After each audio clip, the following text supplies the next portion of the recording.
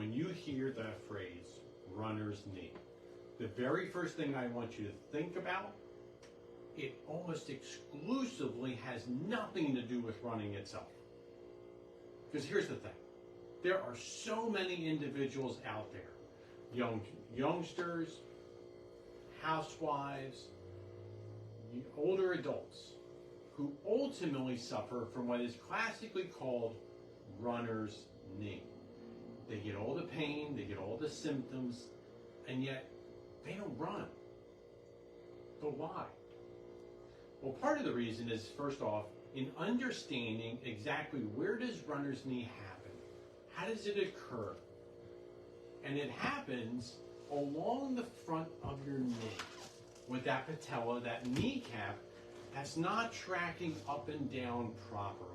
It's not moving inside of the groove the way it's supposed to, because the muscles on the inside of the knee happen to be a little bit tighter oftentimes than the muscles on the outside of the knee. So what ends up occurring is it draws that kneecap sort of like around the bend. And if you know anything about the human body, it doesn't like friction.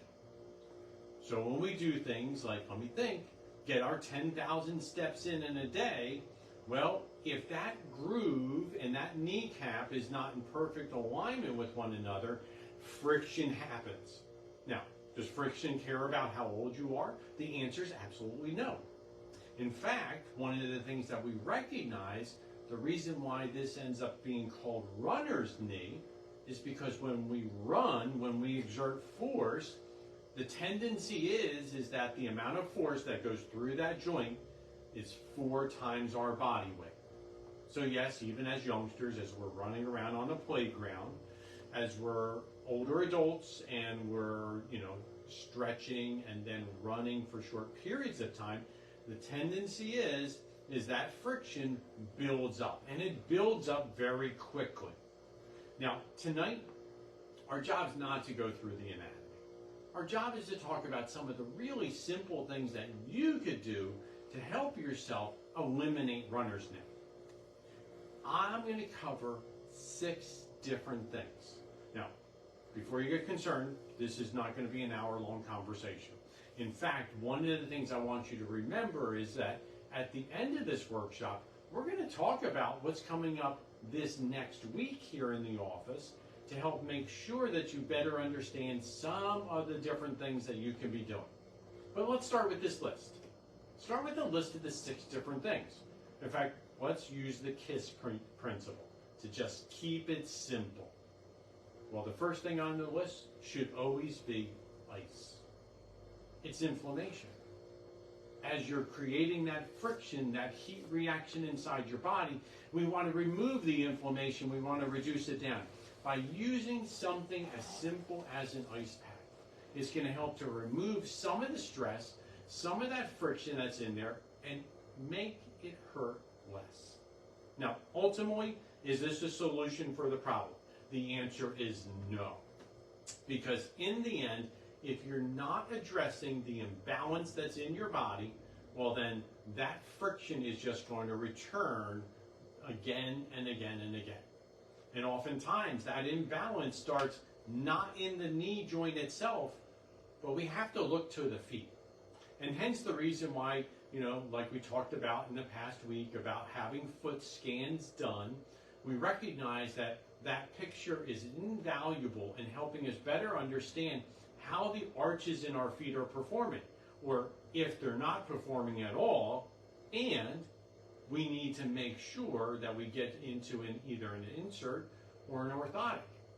Now, for some of you, you may have already had the body signal or your body talking to you in regards to things like plantar fasciitis, foot pain, Achilles tendonitis, things like that. And those are oftentimes precursors before you get to that next domino that falls, which happens to be the knee. Now, if you're not familiar with inserts, they're not all created equal. And hence the reason why, we do over-the-counter inserts, we do custom-made orthotics, because we recognize not every body is exactly the same. Now, when we start talking about bracing, which is that other thing that we can do for the knee, it's a simple process. It's going to help eliminate some of the tracking problem. It's still not going to get to the root cause of the problem itself. And we're going to talk a lot about root causes. We're going to talk about things that you can do in the short term to help remove some of the pain and discomfort. So when we start talking about bracing, we talk about products like Chiropractic. You know, this particular product, which is simple to put on and off, it's easy to put, to utilize around your knee. You'll have full flexibility, whether it's a double product like this or a singular strap like this. What it does is it cuts across the quadriceps tendon, it cuts across the patella tendon, so it removes some of the stress and pressure. It helps to give your body a little bit of grace in this process. Now, like I said, it doesn't fix and correct the alignment, it doesn't fix and correct the muscle imbalance or what's going on down in your feet, but it'll help in the short term to also correct for some of the tracking issue. You can also, if necessary, use what's called kinesio tape or rock tape in order to tape the knee so that you're capable of helping to eliminate some of the stress and pressure that would be exerted while you're doing the physical exercise, the physical activity. Sometimes the toe pad, because of the bulkiness, it oftentimes might not fit really well under clothes, which is something that you need to consider in the application. Now, the other thing that can be utilized in order to reduce inflammation happens to be something like the cold laser. And this product is designed in order to remove inflammation. It also has a component that reduces endorphins and enkinins, which oftentimes produce some of that pain. So in turn, as we release those endorphins and enkinins into your system, they act as a natural pain killer and reliever. It's a fabulous product that's designed in order to help. Likewise, with the shockwave therapy, it too is designed in order to remove some of the buildup, some of the scar tissue that gets built around the knee. And this is not just for runner's knee, this is all types of knee problems that we are able to use these different applications to help eliminate some of the pain, some of the discomfort. Now, when we start talking about also the exercises, and there are a lot of different exercises that we're capable of utilizing in order to help reduce our exposure to runner's knee. One of the simplest exercises that you can do is by making sure that you're simply walking backwards. If you have a treadmill on at home, don't even turn it on. You don't have to spend the money on electricity. You just get on it and you just walk backwards.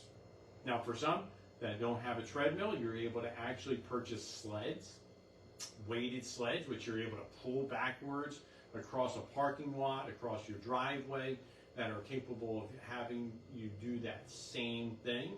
There are also programs like Knees Over Toes, where you're going to be taught how to do different types of touchdown exercises, where you're simply tapping that heel forward, that semi-squat position.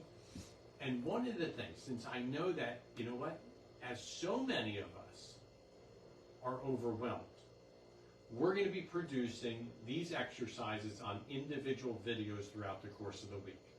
We wanted to make sure that as we're talking about these exercises, as we're talking about these different types of ways that you can help yourself, that you're going to be able to reference these videos so that you can very quickly and easily remind yourself of how to do them.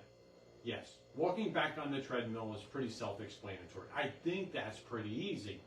It's a little bit difficult to get that wrong. But when we start talking about new exercises, we want to make sure that we're giving you that opportunity of having them explained and demonstrated so that they're easy for you to follow at home. As always, this is a suggestion that some of our patients have given us. The desire not just to hear the information, but also have those take-home things that they're capable of working on themselves in order to help improve their situation.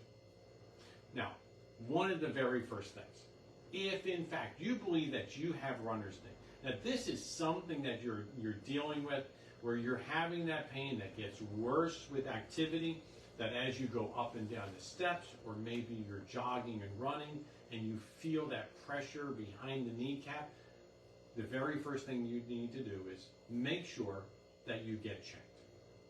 Because here's the thing. There are so many different things that could produce pain in the knee. And we want to make sure that if in fact you're experiencing some type of a body signal, that you get put on track with the most right exercises, the most right procedures as quickly as possible, in order to make sure that you get it remedied also as quickly as possible. One of the things I always ask you guys to do is make sure in the comment section you're leaving me your takeaways from these conversations. This is the first one of a number that you're going to see this week coming out from our office, so be prepared. Watch out for those. I'd love to hear from you guys, your comments on what your big takeaway was. I'm also going to ask that you share this information. Share it on your Facebook page to make sure that others have the opportunity of learning from what you are getting exposed to now. Make sure that you like this video.